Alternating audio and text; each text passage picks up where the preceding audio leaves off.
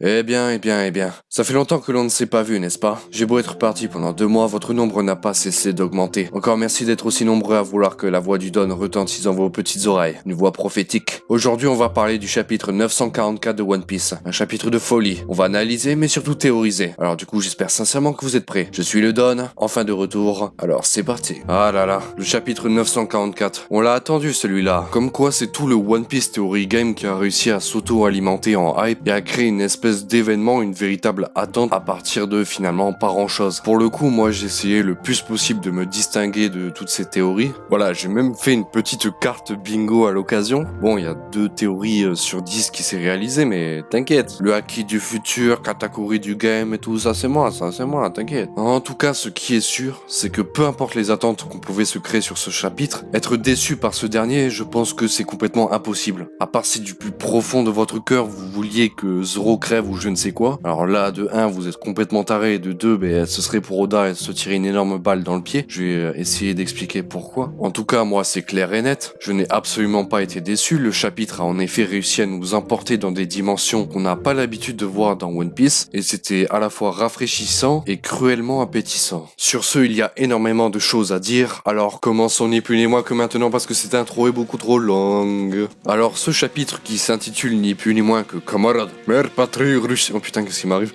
Le chapitre le plus attendu du moment nous a réservé quelques surprises. Commençons au milieu de l'action dans laquelle on nous a laissé. Zoro et Sanji ont réussi à couvrir Otoko, la fille du défunt Tonoyasu, des détonations lancées par le shogun au nombre de 2, en espérant que les balles ont été déviées. L'on a appris dans le précédent chapitre que Orochi est directement responsable de la transformation des différents habitants de Wano en des personnes indéfiniment hilares. Il avait fait donner les fruits du démon artificiel appelé Smile aux plus affamés dans les hameaux, donc les villages où se réunissent les pauvres personnes, les rendant impossible de décrire autre chose qu'un sourire sur le visage. Le shogun n'a pas arrêté d'en vouloir à Otoko d'avoir ri pendant son banquet, ce qui a entraîné la mort de Komurasaki. Ce dernier est donc à la source du mal qui le ronge. On peut reconnaître que ce dernier a l'art et la manière de se faire détester encore plus à chaque apparition. Dans le plus grand des calmes, je propose de laisser un chais. Malgré tout, ce dernier va réussir à disperser la foule et ordonner à ses hommes de mater les agitateurs. Mais maintenant que Tonoyasu est mort, l'enjeu est de récupérer son corps pour éviter l'humiliation post-mortem, mais surtout de sauver sa fille Otoko. Zoro et Sanji devront remettre leur retrouvaille avec une petite dose de chamérie habituelle à plus tard, et ce pour le bien de la petite que Zoro confie à Sanji. Avant de se lancer dans le feu de l'action, les Mugi prennent l'initiative de convenir à un point de ralliement par l'initiative de Robin. Merci Robin. La mort de Yasui a permis de redonner une marge de manœuvre en ce qui concerne le plan de la rébellion. On se rend compte que seuls les Mugiwara peuvent prendre le risque de se faire repérer. Pour revenir sur Zoro, qui n'a pas très bien pris les révélations concernant les fruits du Smile mêlés aux habitants des bisous, s'empresse de lancer une attaque bien cadrée vers le shogun, dont le visage représente bien quelqu'un qui assiste à ces derniers instants. Mais ce serait sans compter là sur l'apparition du boss mafieux Kiyoshiro, qui n'a de cesse de montrer sa loyauté vers le shogun et dévie l'attaque vers les habitations sur les flancs qui se retrouvent tranchées. Il se pourrait bien là que Zoro ait trouvé un ennemi redoutable, ennemi qui par ailleurs doit avoir une dent contre Zoro, qui s'en est pris assez subordonné il y a quelque temps, justement lorsque Tonoyasu et le Ronin se sont rencontrés. Toujours au milieu de cette agitation, Sanji, qui a maintenant la charge de Otoko, ira condamner l'action de son cactus préféré, aussi violente que précipitée, ce qui m'a directement rappelé le combat entre Luffy et Kaido, où Luffy a laissé libre cours à sa colère contre la vie de l'eau, ce qui l'a mené tout droit à sa perte. Il y a une forte aura de leadership qui est dégagée par Zoro, ce qui n'est pas pour nous déplaire, mais l'intervention de Sanji sera sans succès. Le second de l'équipage n'a vraiment pas l'intention de laisser Orochi s'en aller et foncera, laissant le temps aux autres Mugiwara de s'interposer entre et de s'occuper du menu fretin, tandis que Franky couvrira Zoro des balles grâce à sa carcasse de métal et prendra avec lui le corps du malheureux Tonoyasu. Sanji est surpris lui par X-Drake qui se transforme en allosaure. Visiblement Sanji a un don pour s'attirer à lui les dinosaures, mais dans l'idéal il faut espérer que Sanji évite au maximum le combat mais penche plus pour l'extraction. Je rappelle que l'enjeu est de sauver Otoko. Sachant que les possesseurs de fruits du démon préhistorique sont dotés d'une force physique remarquable, tous les Mugiwara sont présents à l'exception de Luffy. On peut se douter que le rapport de force tend vers eux. Mais si Luffy était là, on peut se douter qu'il ferait la même chose que Zoro. Après tout, ce sont un peu les mêmes. Mais il reste encore Kanjuro, Shinobu la ninja, Kinemon, Inuarashi, Ashura Doji dans les parages, on va pas les oublier. Mais étant donné le sacrifice de l'ancien daimyo de Akumai pour le bien de leur cause, leur l'empereur se fera attendre à condition que la situation ne dégénère pas plus. L'événement étant retransmis à différents endroits de Wano et jusqu'à Onigashima où se trouve Kaido, maintenant que l'alerte a été lancée et que la vie du shogun est en danger, il ne serait pas étonnant de voir un dragon géant se pointer et l'une de ses calamités, vu que Kaido tient à garder le shogun en vie car étant la façade qu'il utilise pour le marché noir. Orochi peut malgré tout compter sur les samouraïs présents dans les rues, mais surtout sur Kyoshiro qui barre la route de Zoro. Toujours décidé à en découdre, mais il se pourrait bien que sa colère lui fasse défaut, ou encore que ses blessures datant du récent combat qu'il a mené contre Kamazo l'assassin ne se réouvrent. Couverte par l'huile de crapaud vendue comme un remède miracle par Usopp, puis subtilisée par Iori et Otoko, l'on a vu dans le chapitre précédent un Usopp douté au point de s'en vouloir sur l'efficacité du produit. À la première lecture, j'ai vraiment senti que Zoro était en danger lorsque le chef des Yakuza s'est pointé. Un mafieux qui s'occupe de la sécurité de la première tête de liste de Wano. Ne serait-ce pas suspect? Et oui, je pense bel et bien que Kyoshiro est celui qui est le plus à même d'atteindre le rang de shogun, et ce par la voie classique. Bien que l'on connaisse l'avis de Kyoshiro sur le shogun Orochi, il reste malgré tout une pierre angulaire dans l'organisation de Kaido. Et comme on l'a vu un peu plus tôt et qu'il n'a rien pu faire contre l'attaque de Zoro, on en déduit que c'est un shogun lâche et précautionneux, mais en plus de ça complètement rincé. Du coup, il se pourrait tout simplement que sa place de shogun ait été décidée dans une simple question d'intérêt. Et ici, le marché noir, étant donné que le sort des habitants de Wano n'est pas sa plus grande préoccupation. Donc là, on parlait de Kyoshiro qui s'est pointé, mais en parlant de se pointer, j'espère sincèrement qu'on pourra avoir un lot sauvage qui fera son apparition pour libérer les prisonniers, et notamment ses compagnons à l'intérieur de la prison urbaine. Tous ceux qui ont reçu de Tonoyasu un point de rassemblement pour les personnes prêtes à se rebeller.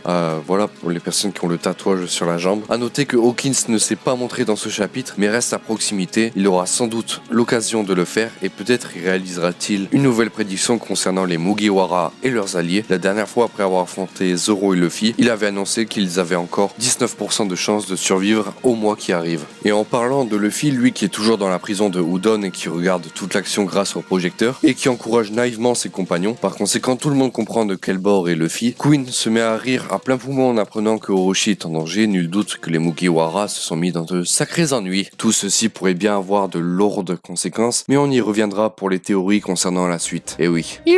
Alors, comment parler de ce chapitre sans parler de la grosse révélation que l'on a eue? Un joli coup de maître de la part de Oda, voilà, on va pouvoir se l'admettre, hein, c'était pas mal, c'était vraiment pas mal. Moi j'ai bien aimé, ouais, j'espère que vous avez bien aimé, sinon... Aïe aïe aïe. Aïe aïe aïe aïe.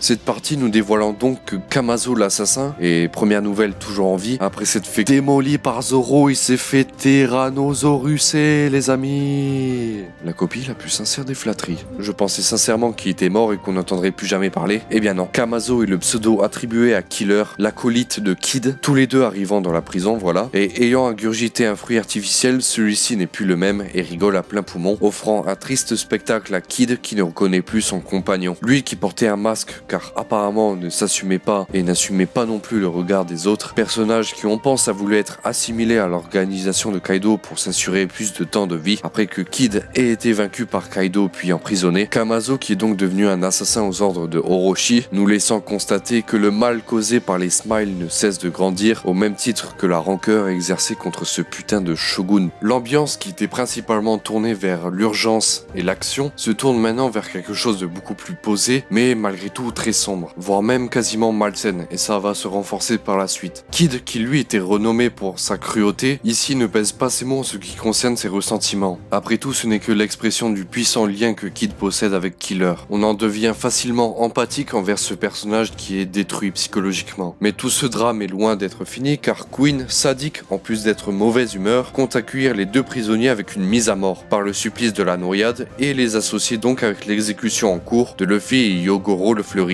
La règle est simple, du moment que les deux personnes sur le ring sont toujours en vie, les deux autres resteront ensevelis sous l'eau. Luffy, évidemment énervé, lancera une attaque vers Queen qui le repoussera avec la plus grande des aises. Il dira que tout ce qu'attend Luffy c'est une mort certaine, et Luffy répondra comme le pirate qu'il a toujours été, que même dans ce moment critique il reste libre de choisir l'endroit où il va mourir, le collier coupeur de tête à son cou ne lui faisant pas peur. Et ce chapitre se conclut de manière assez prévisible avec une Big Mom amnésique qui arrive à la prison de Udon, niveau du portail, dessinée de manière suffisamment terrifiante pour nous faire comprendre qu'elle a commencé une nouvelle crise alimentaire. Et tout ceci libérera un petit peu la forte tension malsaine qui s'est installée dans les derniers instants. Bon, maintenant que le résumé est terminé, on va pouvoir théoriser. Mais théoriser de manière certaine, ça va être vraiment compliqué parce qu'on a deux situations extrêmement tendues à deux endroits différents et mettant en scène un nombre impressionnant de personnages badass, toi-même tu sais. Pour ce qui est de la place de Wano Kuni avec Zoro et tout, l'objectif primordial reste l'extraction, donc sauver Otoko et ramener le corps de Yasui, l'ancien daimyo adoré de tous. Les obsèques seront sans doute l'occasion au groupe de la rébellion de se souder et peut-être laisser le temps à Ashura Doji de reconsidérer sa position et de s'allier à la rébellion. Je rappelle que sa maison, la forêt dans laquelle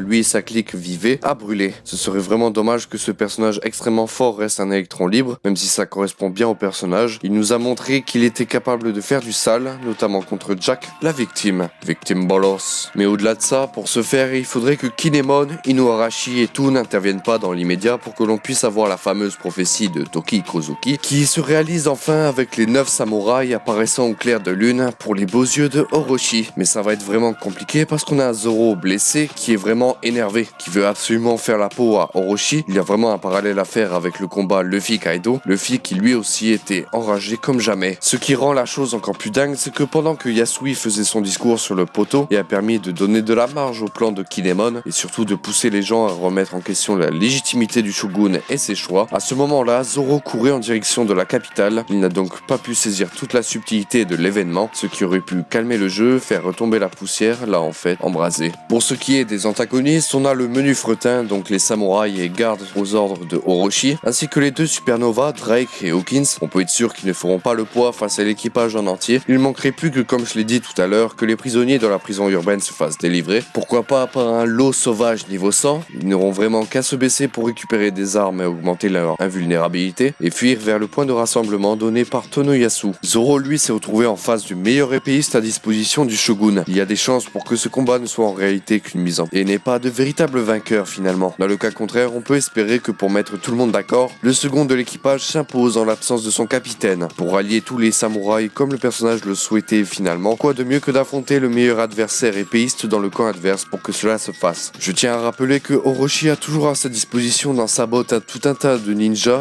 Il y en a suffisamment pour à la fois servir de garde rapprochée et pour s'occuper de la révolte, voire même l'un ou l'autre. Pour ce qui est de Kaido et des calamités, on va y revenir juste après avoir parlé de ce qui se passe à la prison. Mais c'est sûr à 70% que le mec va débarquer et demander à King ou à Jack de le faire. Bon alors, qu'est-ce qui arrive? Eh ben Big Mom, elle arrive à la prison après avoir fait un énorme trou dans le scénario. Eh oui. Bon, les critiques que j'ai émises dans mes précédentes vidéos ont maintenant peut-être un sens. La surcharge d'intrigue en cours ont mené à cet étrange moment de latence. Peut-être que tout simplement les personnages sont allés pioncer, qui sait, mais bref, passons. Il y aura peut-être une explication, mais pour l'instant, ce que je vois, c'est qu'il fallait retarder l'arrivée de Big Mom. Il fallait retarder son arrivée à la pleine journée après que Kid et Killer soient arrivés, pour débloquer ainsi la situation remplie de tension, parce que, comme l'a dit Queen, même 5 cm d'eau peuvent venir à bout de n'importe qui. Ah là là, mais quel psychopathe ce Queen. Ah là là. Le destin a voulu qu'elle arrive comme par hasard dans le secteur où se trouve Luffy. Je tiens à rappeler que la prison de Udon compte plusieurs secteurs, remplis de gens qui ont une dent sévère contre Orochi et qui ont aussi eu droit à une projection de l'exécution, je suppose en tout cas. D'ailleurs, l'arrivée de Mononosuke pourrait être pris comme un élément déclencheur à une révolte pénitentiaire. Et oui, on peut supposer que les prisonniers ont encore les Kozuki dans leur cœur. Ça pourrait être un excellent moyen pour lui de s'affirmer, lui qui réfugie sa frustration dans un pseudo-entraînement au maniement de l'épée. Même si Big Mom a vraiment commencé sa crise alimentaire, il se peut aussi que les personnes qui l'accompagnaient sur le requin crocodile aient préféré prendre des distances. Pour le coup, je vois bien une évasion de grande ampleur se profiler, mais pour ce qui est de Luffy et Yogoro le Fleuri, c'est une autre histoire étant donné qu'ils ont encore le collier décapiteur sur eux. À tout moment, ils vont peut-être se trimballer le ring avec eux pour éviter les soucis, mais ça, ce serait complètement scandaleux. Et si là, ça arrive vraiment,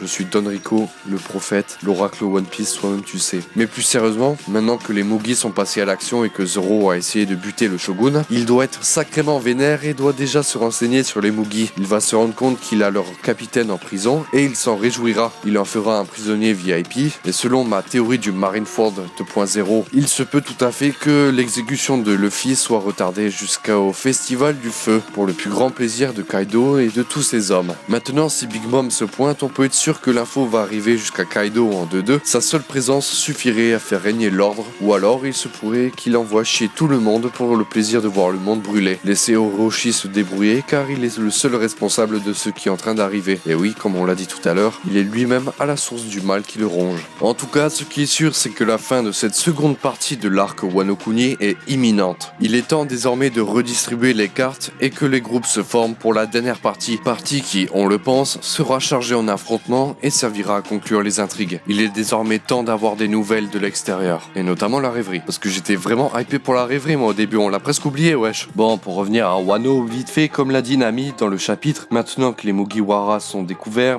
ils pourront plus rester tranquilles, et ils ne pourront plus aller non plus dans la capitale des fleurs. On peut être quasiment sûr que la dernière partie sera concentrée sur les préparatifs de la bataille, sur la formation des groupes, il y aura sans doute des gens qui seront dissipés un peu partout, et puis voilà quoi. Et aussi l'arrivée des alliés, genre Nekomamushi et Jinbei, peut-être pas, enfin je sais pas, il y a des chances, on verra. Ouais, mais j'espère vraiment avoir des nouvelles de l'extérieur. Déjà que j'étais complètement hypé pour le 944, maintenant je suis encore plus hypé pour les prochains chapitres. Ce qui est sûr, c'est qu'on arrive à un grand moment de l'histoire de One Piece. Toutes les planètes sont en train de s'aligner et j'attends de voir ça, voilà. Bon, n'hésitez pas à dire ce que vous avez pensé de ce chapitre et lâchez-vous sur les théories. Est-ce que Kaido va se ramener à la prison de Udon? Est-ce que Kyoshiro va gagner contre Zoro ou l'inverse? Quels sont vos pronostics? Quels sont vos stats?